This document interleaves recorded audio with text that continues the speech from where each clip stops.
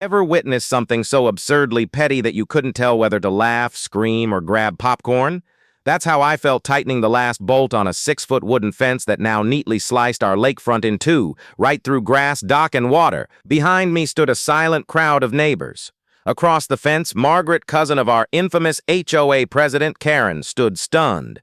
Her lounge chairs and half-finished jet ski ramp were now stranded, marooned on the wrong side of a wall she never saw coming. 5 years earlier, I'd bought my dream home in Willowbrook Estates, lured by deeded access to a tranquil shared lakefront. Every weekend, my kids and I fished, swam, and made memories. Then Karen was elected HOA president 6 months ago and turned paradise into her personal fiefdom. She banned wind chimes, fined people for tall grass, and required written approval for planting flowers. When Margaret arrived for an extended visit, things escalated. She set up an entire resort on the shared shoreline, loungers, tiki torches, speakers, even a jet ski ramp. I did my homework. City records confirmed the lakefront was deeded to my property. No HOA vote could override that. At the next meeting, I laid it all out. Karen fumed and claimed there had been a secret vote to change the bylaws, one no one else recalled. Then Margaret blocked my 8-year-old daughter from reaching the water. That was it. I did my homework. City records confirmed the lakefront was deeded to my property. No HOA vote could override that. At the next meeting, I laid it all out. Karen fumed and claimed there had been a secret vote to change the bylaws, one no one else recalled. Then Margaret blocked my 8-year-old daughter from reaching the water. That was it. When I kindly reminded her the lakefront was communal, she waved a flimsy easement reassignment from Karen, claiming I barely used it and she now had exclusive rights.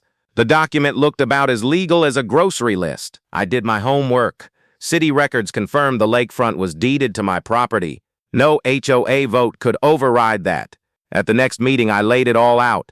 Karen fumed and claimed there had been a secret vote to change the bylaws, one no one else recalled. Then Margaret blocked my 8-year-old daughter from reaching the water. That was it. As a contracts attorney, I knew my rights. I drafted and delivered a formal notice, 72 hours to clear out or face legal action. They laughed it off. Karen showed up with Margaret and a so-called lawyer who brought up squatters' rights. I was unimpressed. Once the deadline passed, I brought in a surveyor who confirmed the space was split evenly. Margaret's resort sprawled far beyond her share. I bought enough fencing to make a statement. At sunrise, my crew and I built a straight, sturdy wall through the middle of the beach, right through Margaret's setup. Her coffee mug shattered when she saw it. Karen arrived in curlers, hurling legal threats.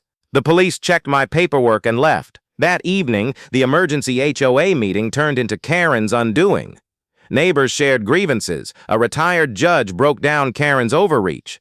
Even Margaret's husband had enough. He started dismantling the setup himself. Karen's last move, an executive order to remove the fence, was shut down by the HOA lawyer. She was removed immediately. Later, financial audits exposed that Karen had diverted HOA funds and faked documents.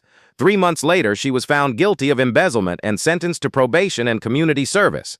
Now I sit by the lake, coffee in hand, admiring that perfect fence and the peace that came with it.